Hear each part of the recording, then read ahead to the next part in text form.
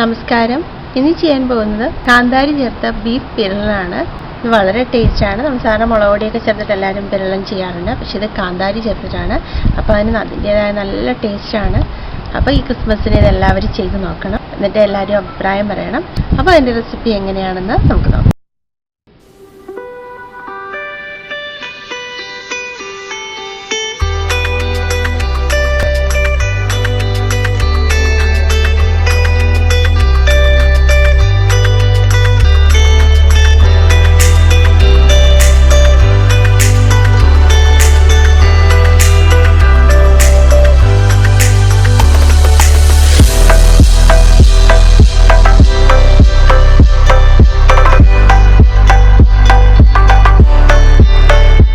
Ingredients: 250 gram beef, ഇതുപോലെ ഒരു കഷ്ണം ഇഞ്ചി, ഒരു 9 വെളുത്തുള്ളി ഞാനിവിടെ എടുത്തിരിക്കുന്നത്. ചെറിയ വെളുത്തുള്ളിയാണ്, അരക്കുട എടുക്കുക.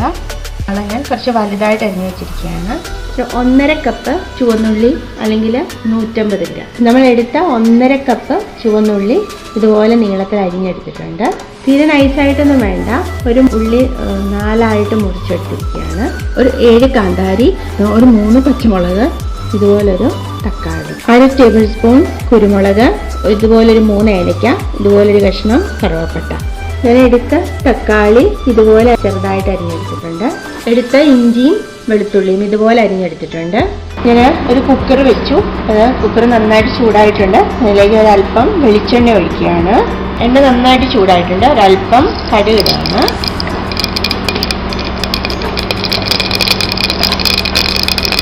ചുവന്നുള്ളി ഇതിലേക്ക് ചേർക്കുകയാണ്.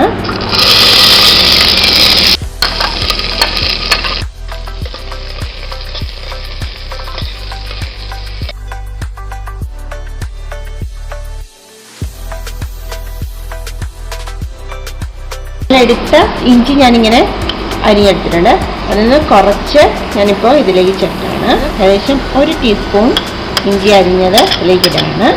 അതുപോലെ 1 ടീസ്പൂൺ വെളുത്തുള്ളി അരിഞ്ഞതും ഇതിലേക്കിടാണ്. ബാക്കി വെച്ചിട്ടുണ്ട്. പച്ചമുളകിൽ 1 പച്ചമുളക് ഇതിലേക്ക് ഇടുകയാണ്. അല്പം കറിവേപ്പില ഇതിലേക്ക് ചേർക്കുകയാണ്.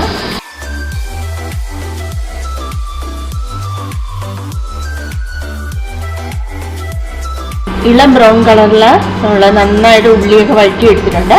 അതിലേക്ക് ഞാനൊരു 1/2 ടീസ്പൂൺ മഞ്ഞൾപ്പൊടി ചേർക്കുകയാണ്. 1 ടീസ്പൂൺ പെരിഞ്ചീരകം പൊടിച്ച് ചേർക്കുകയാണ്. മല്ലിപ്പൊടി 3 ടീസ്പൂൺ മല്ലിപ്പൊടി ചേർത്തു. ഇതിൻ്റെ പച്ചമണം നന്നായിട്ട് മാറണം. നമ്മളിപ്പോൾ ചേർത്ത പെരിഞ്ചീരകവും മഞ്ഞൾപ്പൊടിയുടെയും മല്ലിപ്പൊടിയുടെയും പച്ചമണം നന്നായിട്ട് മാറിയിട്ടുണ്ട്. അപ്പോൾ നമ്മളെടുത്ത ഒരു തക്കാളി അതിങ്ങനെ പൊടിയായിട്ട് അരിഞ്ഞത് അത് ഇതിലേക്ക് ചേർക്കുകയാണ്.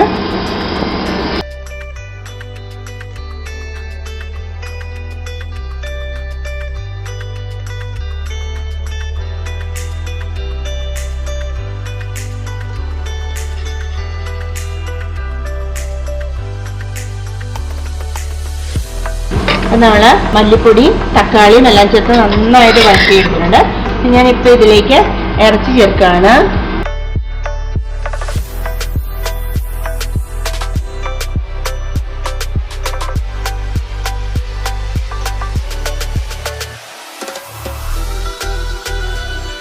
അത് നന്നായിട്ട് മിക്സ് ചെയ്തിട്ടുണ്ട്. ഇറച്ചി എല്ലാം കൂടി ഇട്ടിട്ട് ഒരു അല്പം ഉപ്പ് ചേർക്കുകയാണ്.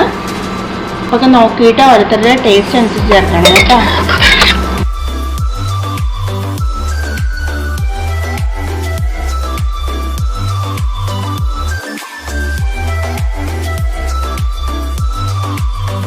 അടച്ച് നന്നായിട്ട് വേവിക്കാം. ഒരു 4 വിസിൽ വരണം. നമുക്കത് പൊടിച്ചെടുക്കണം. നമ്മളിപ്പോൾ എടുത്ത മസാല ഞാനിങ്ങനെ പൊടിച്ചെടുത്തിട്ടുണ്ട്. എടുത്ത പച്ചമുളകും കാന്താരിയും ഇതുപോലെ ചെറുതായിട്ട് പൊടിച്ചിട്ടിട്ടുണ്ട്. ഞാൻ ഇതിലേക്ക് ഇടാണ്. ബാക്കിയുള്ള ഇഞ്ചിയും വെളുത്തുള്ളിയും അതും ഞാൻ ഇതിലേക്ക് ചേർത്താണ്. ഒരു തണ്ട് കറിവേപ്പില അതും ഞാൻ ഇതിലേക്ക് ചേർക്കുകയാണ്. ഇനിയിപ്പോൾ നമുക്ക് നന്നായിട്ട് അരച്ചെടുക്കാം. എടുത്ത അരപ്പ് ഇങ്ങനെ അരച്ചെടുത്തിട്ടുണ്ട്. നന്നായിട്ട് അരച്ചെടുത്തിട്ടുണ്ട്. നമ്മൾ ഒട്ടും വെള്ളം ചേർക്കാതെയാണ് അരച്ചിരിക്കുന്നത്. നല്ല മണം വരുന്നുണ്ട് കേട്ടോ. ഈ അരപ്പിൻ്റെ മണം തന്നെ നമുക്ക് ഭയങ്കര ഇഷ്ടം തോന്നുന്നു. അത്ര നല്ല ഒരു കറിയാണിത്. വളരെ ടേസ്റ്റുള്ള കറിയാണ്. 4 വിസിൽ വന്നു. അപ്പോൾ ഇതേ നമ്മുടെ ഇറച്ചി ഞാൻ ഒട്ടും വെള്ളം ചേർക്കാതെയാണ് വേവിച്ചത്. അപ്പോൾ അത് ശ്രദ്ധിച്ചാൽ മതി. അപ്പോൾ നമുക്കിനി ഇതിലേക്ക് അരച്ചെടുത്ത മസാല ചേർക്കാം. നന്നായിട്ട് തിളയ്ക്കുന്നുണ്ട്. നമ്മൾ അരച്ചെടുത്ത അരപ്പ് ഞാൻ ഇതിലേക്ക് ചേർക്കുകയാണ്. 1/4 കപ്പ് തേങ്ങാപ്പാൽ,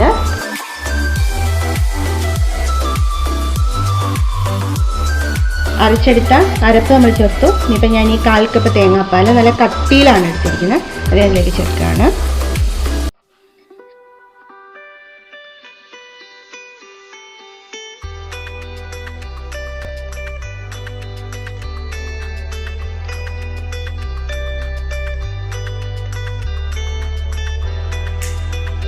ഇത് കൂടരുത്, കൂടിയാൽ അരപ്പൊക്കെ കരിഞ്ഞു പോകും.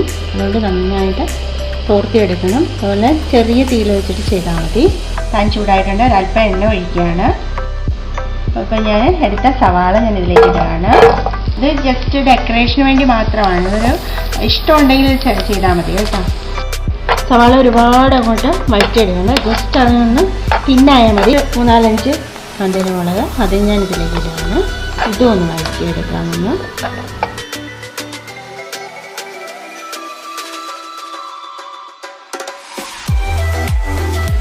അല്പം കറിവേപ്പില ചേർക്കുകയാണ്.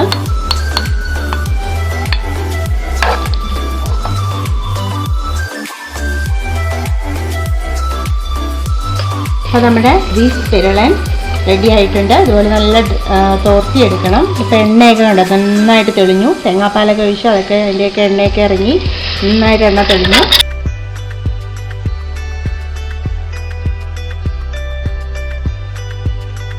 ബീഫ് പിരളിലേക്ക് ഞാൻ ഈ വഴറ്റിയെടുത്ത സവാളയും കാന്താരിയും കറിവേപ്പിലയും ചേർക്കുകയാണ്. എനിക്കിത് ഭയങ്കര ഇഷ്ടമാണ്. നല്ല ടേസ്റ്റാണ് ഇങ്ങനെ ചേർത്ത് കഴിയുമ്പോൾ.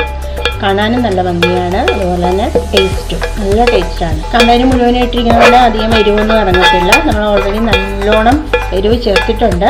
എരിവ് കുറവുള്ളവർക്ക് കുറയ്ക്കാം. ഇതൊന്ന് ഇങ്ങനെ ജസ്റ്റ് ഒന്ന് പുരട്ടിയെടുത്താൽ മതി. ഞാൻ ഫ്ലെയിം ഓഫ് ചെയ്യാണ്. നമ്മുടെ ബീഫ് പിരളൻ റെഡിയായി. അപ്പോൾ എല്ലാവരോടും എപ്പോഴും പറയാറുണ്ട്, ഇഷ്ടപ്പെട്ടാൽ ലൈക്ക് ചെയ്യണം, അല്ലെങ്കിൽ സബ്സ്ക്രൈബ് ചെയ്യാൻ മറക്കരുത്. അപ്പോൾ നമുക്കിതൊരു സെർവിംഗ് ഡിഷിലേക്ക് മാറ്റാം. വളരെ ടേസ്റ്റ് ആയിട്ടുള്ളൊരു കറിയാണ്. ഇതെല്ലാവരും ചെയ്ത് നോക്കണം.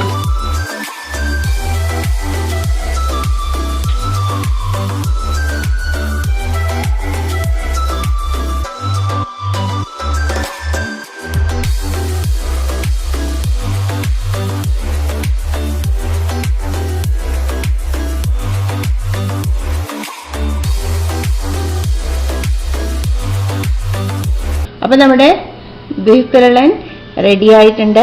അപ്പോൾ ഇതെല്ലാവരും ട്രൈ ചെയ്യണം. ട്രൈ ചെയ്തിട്ട് എല്ലാവരും അഭിപ്രായം പറയണം. അതുപോലെ ഇഷ്ടപ്പെട്ടാൽ എല്ലാവരും ലൈക്ക് ചെയ്യുക.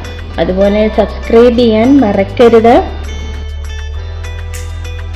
ഇത് വളരെ ടേസ്റ്റി ആയിട്ടുള്ളൊരു കറിയാണ്.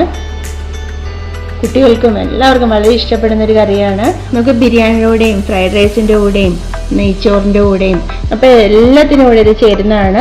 നമ്മൾ സാധാരണ നമ്മൾ ചപ്പാത്തിയൊക്കെ ഉണ്ടാക്കുമ്പോൾ അതിൻ്റെ കൂടെ വളരെ നല്ല ടേസ്റ്റി ആയിട്ടുള്ളൊരു കറിയാണ്.